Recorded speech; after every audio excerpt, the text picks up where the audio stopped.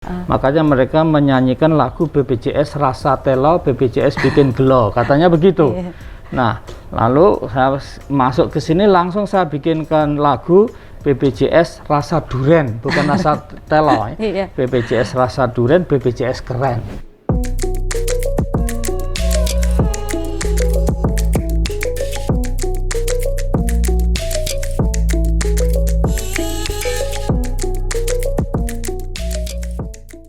Hai viewer, balik lagi bersama saya Natalia Lorenz di podcast jpnn.com.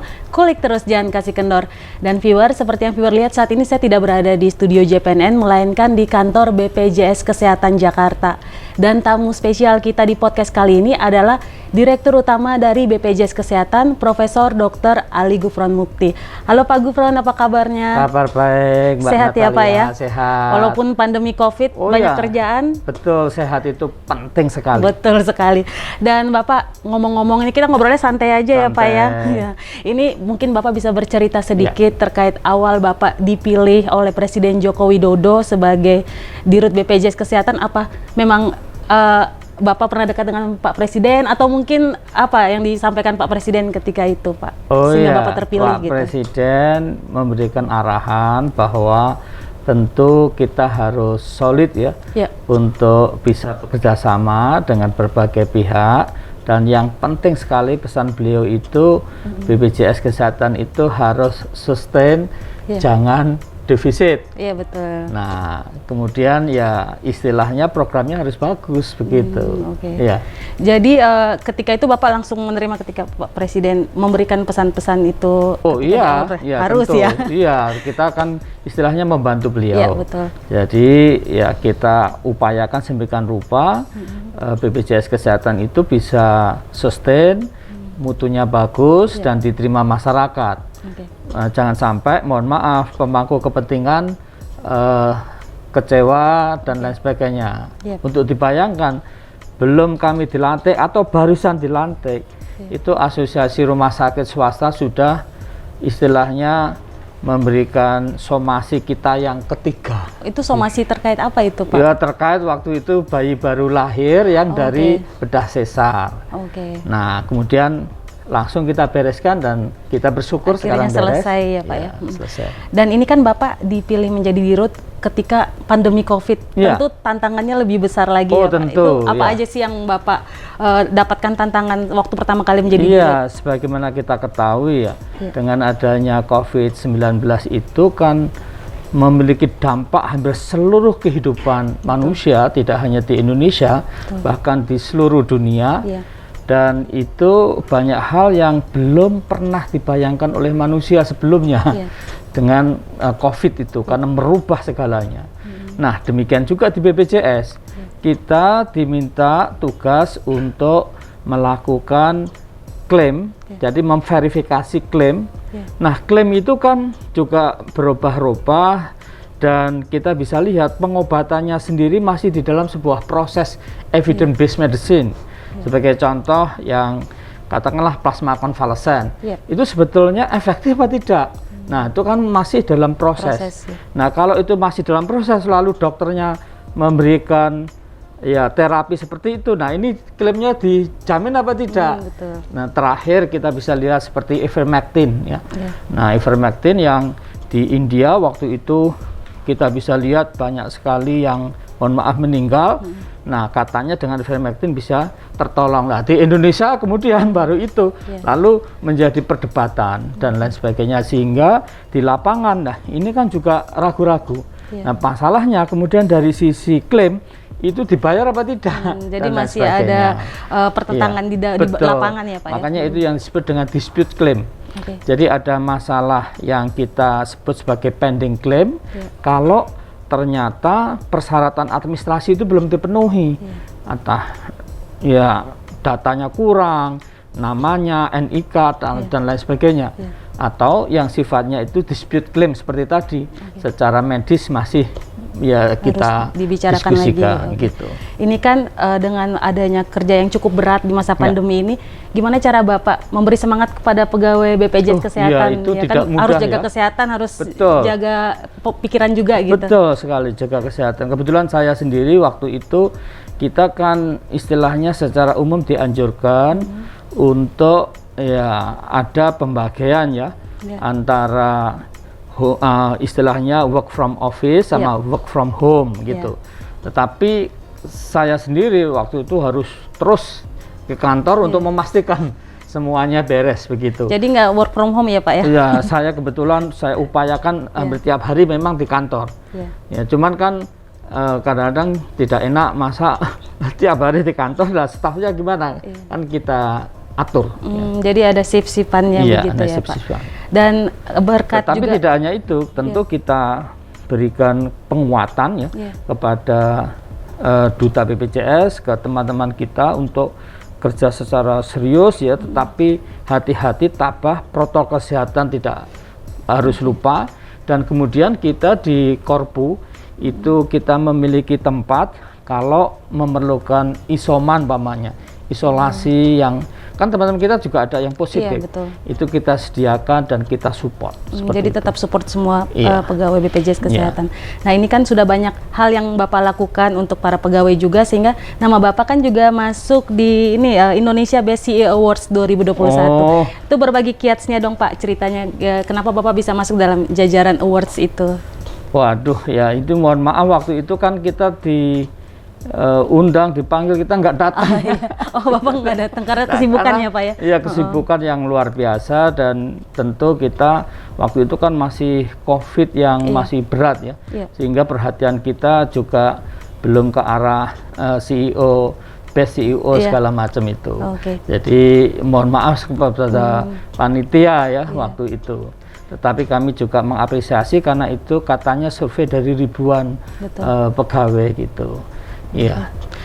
Kalau cara Bapak untuk tetap survive, kan Bapak katanya tadi kan di kantor terus. Gimana cara Bapak menjaga kesehatan nih selama pandemi ini? Kami tentu meskipun pandemi, protokol kesehatan kita terapkan, dan juga istilahnya suplemen kalau diperlukan ya, vitamin kayak seperti itu, dan olahraga. Dan kami selalu mengalokasikan waktu untuk olahraga. Kalau Bapak sukanya olahraga apa nih Pak? Olahraganya sebetulnya hampir semua olahraga, tapi terutama tenis. Ya. Oh tenis, itu emang hobi Bapak gitu? Iya. Selain tenis apa lagi tuh Pak? Iya, ada tenis meja, ada badminton, ada olahraga-olahraga yang lain. Tapi yang paling sering Bapak lakukan hobi Bapak ketika mungkin waktu luang atau waktu libur, apa biasanya tuh Pak? Iya, kalau olahraga tenis. Ya. Kalau hobi lainnya nggak ada? Hobi lain ya kadang-kadang bikin lagu, nyanyi. Bisa kayak Pak, gitu. bikin lagu Pak? Ya, jadi gini ceritanya. Teman-teman itu waktu BPJS mohon maaf masih defisit. Kolega saya kan dokter banyak. Mereka kan agak kecewa. Kecewa itu bahasa Jawanya gelo.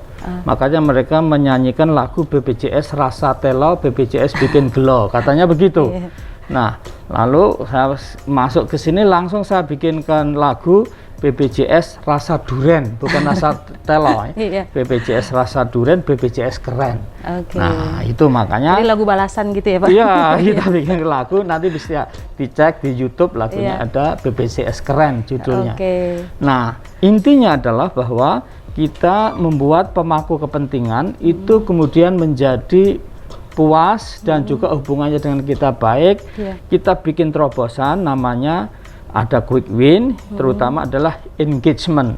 Engagement itu keterlibatan para pemangku kepentingan kita, terutama asosiasi vaskes, dokter, kementerian, kemudian Pemda, dan semuanya untuk bisa termasuk universitas memiliki BPJS.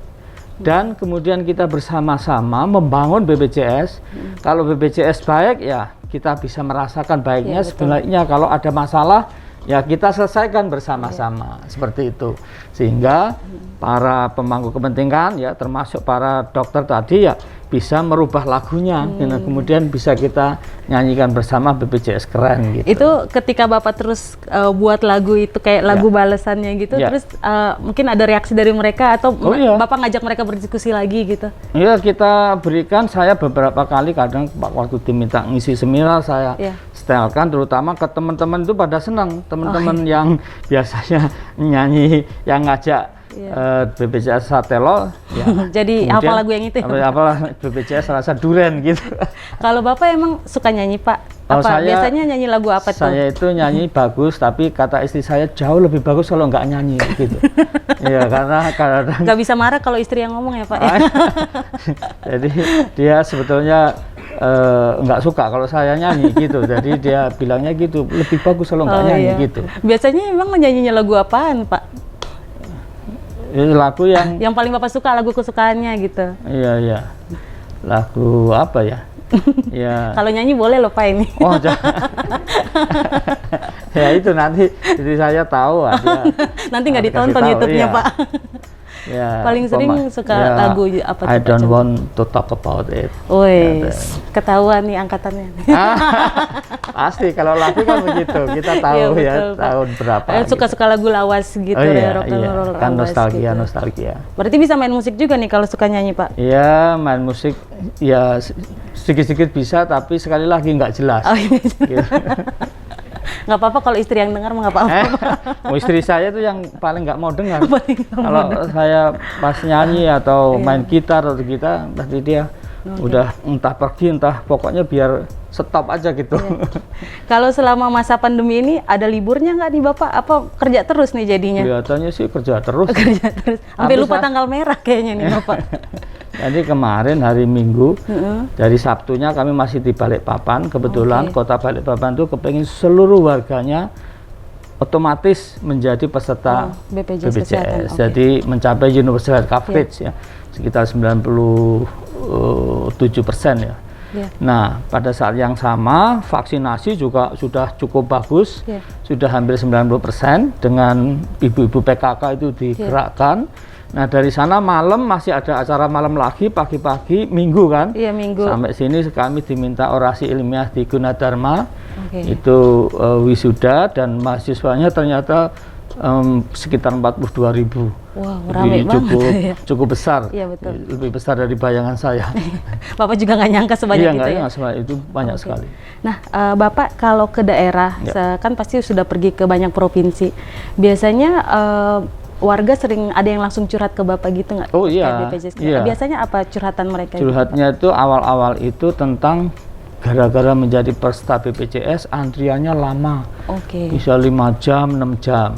Nah, karena dari situ kita pikirkan bersama-sama direksi yang lain dan para duta BPJS, bagaimana kita bisa ada terobosan untuk bisa keluhan-keluhan itu kita atasi. Nah, maka kita kembangkan yang berbagai macam temuan baru, termasuk katakanlah Pandawa, ada antrian online yang dinyatukan dengan JKN online ya. Itu peserta kita sekarang itu kalau ke fasilitas pelayanan kesehatan primernya bisa tahu kapan kira-kira mau dilayani. Oh, jadi atau nggak perlu nunggu. Kenapa nunggu 6 jam? Kenapa nunggu 5 jam? Kan di situ ada kira-kira berapa menit lagi, berapa jam lagi gitu. Dan nomor berapa. Kemarin saya lihat sendiri tuh di Balikpapan juga, kemarin saya cek. Bener nggak nih ngantri apa enggak gitu? Oh iya bener. Dan dia mengaku sendiri memang belum semuanya fasilitas kesehatan seperti itu, karena ini memerlukan kolaborasi antara BPJS dengan fasilitas kesehatan ya. Tetapi sudah banyak. Ya, nanti bisa dicoba Mbak Natalia, kalau langganan bisa download ya dari Play Store ya, mobile CKN, lalu antri ke, udah punya fasilitas kesehatan primernya belum? Belum, aku lupa. Nah, itu makanya harus peserta cuman iyalah, nanti kalau sewaktu aku butuh lupa bingung jadinya ngejelasinnya Pak. Nah, ini yang aplikasi tadi mobile itu ada fitur lain apalagi yang menguntungkan untuk peserta? Kita bisa konsultasi online. Jadi sekarang umpamanya apakah saya itu kok batuk-batuk ini kira-kira kena COVID enggak ya. Nah, itu konsultasi ke lewat mobile JKN atau katakanlah satu bentuk sistem informasi yang lain, bisa aja yang dikembangkan oleh Vaskes ataupun ya secara ya tidak langsung ya, online. Konsultasi online itu sekarang sudah mencapai 9,3 juta konsultasi dan kebetulan kan itu terekam ya, jadi kita tahu angkanya juga tahu begitu. Itu konsultasi dengan dokter, jadi udah banyak dokter gitu ya, Pak. Kita boleh bertanya ke dokter mana yang kita mau. Cukup dengan download tentunya aplikasi. kita kan sebetulnya memiliki peserta itu dokter langganan masing-masing ya. Nah, kalau kita umpamanya sudah, mohon maaf itu kepengen pindah ya, nggak cocok lagi atau nggak suka lagi dengan cari dokter yang lain, bisa setelah 3 bulan ya, minimum 3 bulan.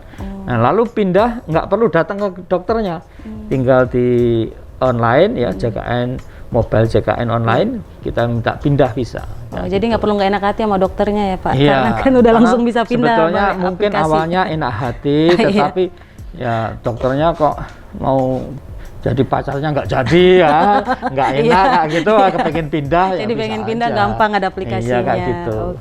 Pak, ini karena masih pandemi COVID-19, kalau boleh tahu bagaimana nih dengan kondisi keuangan BPJS Kesehatan? Apakah nombok, apa gimana Pak? Iya, memang pada awalnya ya, sekitar Maret, April 2020, waktu setelah dinyatakan Indonesia ini pandemi COVID, itu orang-orang pada takut kalau ke rumah sakit peserta kita, jadi berkurang yang datang, kecuali memang perlu betul. Nah, itu di sisi lain juga menimbulkan biaya atau dana dari BPJS itu meningkat karena pengurangan penggunaan. Meskipun juga di sisi lain ada tarif yang kita naikkan sebelumnya ya. Nah, pihak manajemen bekerja keras untuk bisa bagaimana pemanfaatan dana itu seefektif efisien mungkin. Sehingga kita, mohon maaf, belum pernah dalam sejarah net atau neto aset BPJS itu positif. Dulu pernah tahun akhir 2020 itu cash flow-nya, tapi aset netonya masih negatif. Sekarang sudah positif. Meskipun mohon maaf, orang sekarang itu nggak suka kalau dibilang positif. Anda positif, nggak suka. Takut Pak ya, negatif kan gitu. Negatif aja. Tapi BPJS udah terlanjur positif. Nggak apa-apa, bagus nggak ya apa-apa Pak. Ya. Tapi tentu positif ini belum berarti aman ya, karena ya sudah positif tetapi masih belum firm betul ya, sehingga kita berkeinginan bagaimana program JKN KIS itu sustain dan betul-betul apa yang dipesankan Presiden tadi juga kita jaga, jangan sampai defisit gitu.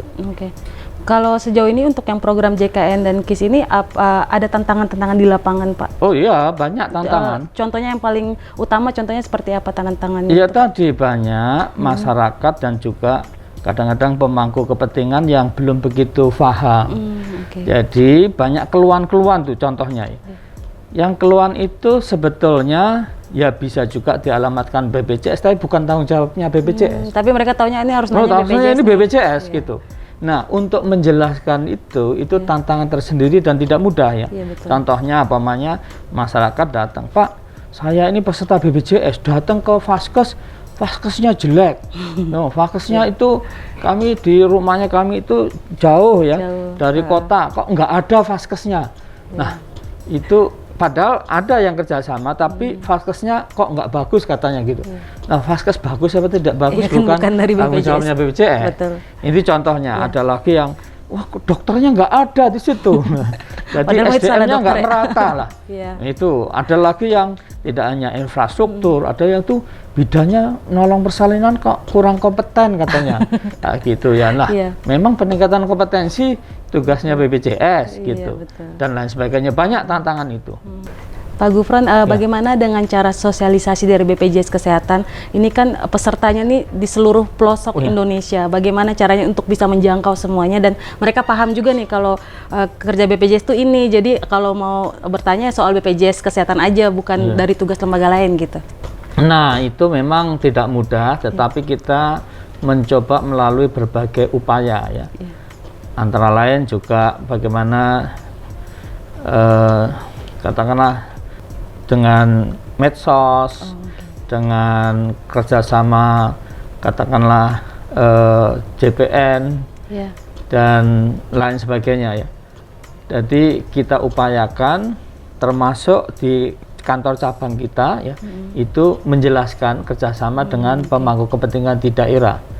Dan demikian juga dengan rumah sakit. Nah, dan kita sendiri memiliki berbagai macam upaya tadi, mulai dari web, dari medsos, kemudian dengan media komunikasi yang lain ya, termasuk kerjasama dengan semua pihak, termasuk dengan perguruan tinggi. Jadi di beberapa perguruan tinggi, mahasiswa, segala macam ya.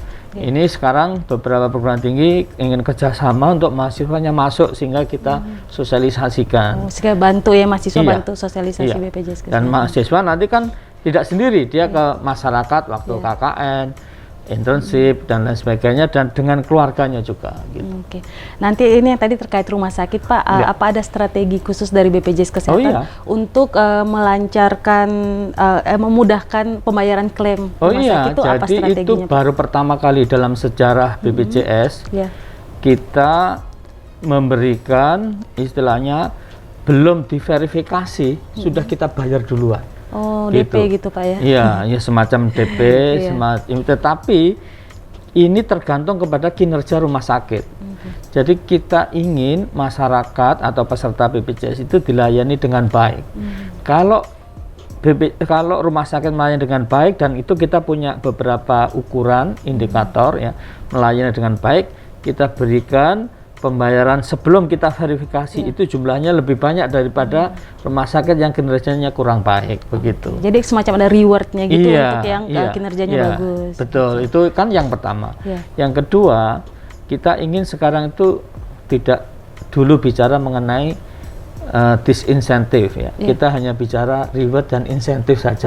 Jadi nggak ada punishment ya Pak? Ya, itu belum ya. Paling punishmentnya itu ya tetap ya, kecuali keterlaluan ya. Kalau keterlaluan, nakal umpamanya, harus kita putus kontraknya. Pernah ada yang kayak gitu Pak, yang nakal? Ada. Contoh kenakalannya seperti apa tuh Pak? Iya, umpamanya harusnya tidak dilakukan, sebuah operasi dilakukan, kan merugikan pasien juga. Iya betul. Gitu, umpamanya klaim, klaimnya nggak pas gitu. Nggak sesuai dia tindakannya apa, tapi klaimnya lebih besar gitu ya Pak ya? Dan lain sebagainya. Kalau kayak gitu ada sanksi-sanksinya mulai dari yang kecil ke terbesar yang diputus itu ya? Sanksinya kita putus. Pak, ini kemudian terkait bagaimana terobosan dari BPJS Kesehatan juga terkait pengamanan jaringan untuk semuanya gitu. Iya, kita berkeinginan bagaimana sistem informasi kita itu betul-betul bisa melindungi terutama data pribadi. Jadi perlindungan terhadap data pribadi itu baik melalui mekanisme, katakanlah kita dengan ISO 27001, kemudian dengan kerjasama dengan BSSN, dengan Kemeninfo dan lembaga-lembaga lain ya. Tentu kita selalu mengupdate juga dan mencoba untuk katakanlah meningkatkan keamanan itu, termasuk merubah password kalau dipakai, dan sistem proteksi monitoring yang katakanlah lebih diperketat lagi, ya. Kemudian enkripsi ya, kalau kita kirim file itu bentuknya bukan file biasa tetapi sudah dalam bentuk enkripsi dan lain sebagainya. Nah ini kan Menkes sempat pernah bilang kalau kemungkinan pandemi COVID-19 ini diselesaikan dalam 5 tahun, berarti kan masih cukup panjang waktunya. Adakah program dari BPJS Kesehatan untuk tetap bertahan juga nih sampai pandemi selesai gitu Pak? Iya tentu, bahwa tadi sudah kami sampaikan di awal bagaimana menjaga sustainabilitas program JKN GIS ini. Tidak hanya menjaga, tetapi juga pemangku kepentingan kita itu puas dan memahami. Dan kita bersyukur karena dari ukuran kepuasan yang dilakukan pihak independen, ini kita sudah mencapai 80% lebih. Baik dari sisi konsumen kita atau peserta kita, ataupun dari mitra kerja kita, Vaskes Kesehatan, itu sudah 80% lebih. Artinya di antara 10 orang, 8 orang itu sudah puas. Tetapi kita tentu tidak berhenti di situ. Betul. Ya, kita upayakan kalaupun nanti COVID istilahnya sudah terkendali dan itu menjadi urusan keseluruhannya BPJS, ya kita persiapkan, kita upayakan sedemikian rupa agar istilahnya nanti tidak defisit, dan kami optimis masyarakat Indonesia, seluruh komponen bangsa itu bekerja bersama-sama untuk bagaimana semuanya itu bisa mengendalikan COVID gitu, dan Indonesia sudah cukup bagus sekarang ini, tetapi kita tidak boleh terlena ya, dan harus tetap menerapkan protokol kesehatan dengan sebaik-baiknya. Oke. Pak, ini kan ada rencana pemerintah untuk nanti melibatkan perusahaan asuransi swasta ke JKN. Kalau menurut Bapak bagaimana minusnya maupun plusnya jika memang terjadi? Iya, bagus. Jadi memang masalah kesehatan tidak bisa hanya dari pemerintah dan tidak bisa hanya dari sendiri ya, atau swasta sendiri atau masyarakat sendiri. Jadi apa yang disebut dengan public private mix, kerjasama antara unsur publik ya, pemerintah, dan private ya, swasta, ini akan bagus. Jadi contohnya umpamanya yang ini dijamin oleh BPJS ya, kelasnya kelas ini, umpamanya yang sedang dibahas ini kelas rawat inap standar. Nah, lalu mereka yang ingin naik kelas ya, atau ingin lebih bahkan ya, itu bisa koordinasi kita dengan penyelenggara jaminan atau penyelenggara asuransi swasta, atau dia bayar sendiri tambahan kalau ingin menikmati lebih daripada yang diberikan oleh BPJS. Nah, tentu dengan urun biaya seperti itu. Jadi ada plus minus, tapi kayaknya lebih banyak plusnya ya Pak, membantu, cukup membantu untuk peserta. Minusnya itu tentu tadi ada tambahan biaya. Iya, betul. Tapi itu kan bagi mereka yang menginginkan. Kalau tidak menginginkan ya cukup dengan BPJS, ya BPJS akan memberikan yang terbaik juga gitu. Itu kan baru rencana ya Pak? Atau rencana dalam sekarang, waktu dekat? Sekarang masih namanya KDK itu, jadi ini adalah kebutuhan dasar kesehatan. Seperti apa kebutuhan dasar kesehatan? Nah, didiskusikan, diformulasikan, dan dibicarakan terutama oleh Kementerian Kesehatan dan DJSN. Gitu. Pak, kalau dalam waktu dekat ini apakah Bapak sudah bertemu Presiden Jokowi dan mungkin beliau punya pesan-pesan khusus untuk BPJS Kesehatan mungkin Pak? Iya, sudah yang selain tadi. Yang pas Bapak pelantikan, ada lagi setelah pelantikan ketemu lagi juga. Salah satu pesan penting beliau. Pesan pentingnya tadi bahwa bagaimana program JKN KIS itu bisa sustain, bisa tidak defisit gitu. Penting karena defisit itu ya Pak. Kalau defisit kita kan istilahnya ya semacam keinginannya tinggi ya. Jadi nafsu besar tenaga kurang lah gitu kan ya, keinginannya tinggi tapi nggak ada tenaganya. Nah, tenaga ini ya bensinnya ya ini kan dananya. Jadi mobilnya bisa jalan kalau ada bensin, kalau enggak kan nggak bisa kecuali mobil listrik. Gitu. Nah, ini terakhir Pak pertanyaan saya, kan nanti 12 November memperingati Hari Kesehatan Nasional. Kira-kira apa harapan dari BPJS Kesehatan untuk masyarakat Indonesia, kemudian juga untuk ke depan perkembangan dari BPJS Kesehatan sendiri? Kita berharap bahwa kesehatan itu disadari merupakan hal yang amat sangat dasar dan penting bagi Indonesia, dari penduduk Indonesia. Jadi kalau orang bijak mengatakan health is not everything, but without health everything is nothing. Kesehatan bukan segala-galanya, tapi tanpa kesehatan segala-galanya nggak ada artinya. Betul. Maka kita harus bisa menjaga kesehatan. Dan orang sadar pentingnya kesehatan itu bukan pada waktu sehat, tapi justru pada waktu sakit. Oh iya. Itu manusiawi banget. Baru gitu sadar oleh karena itu kita berkeinginan seluruh masyarakat Indonesia itu sudah menjaga kesehatan, berantisipasi menjadi peserta BPJS Kesehatan. Mereka punya kartu dan tahu di mana memakainya, kliniknya di mana, jangan sampai mendadak nggak tahu bingung pada waktu membutuhkan. Karena namanya sakit ini, mohon maaf ya, Iya.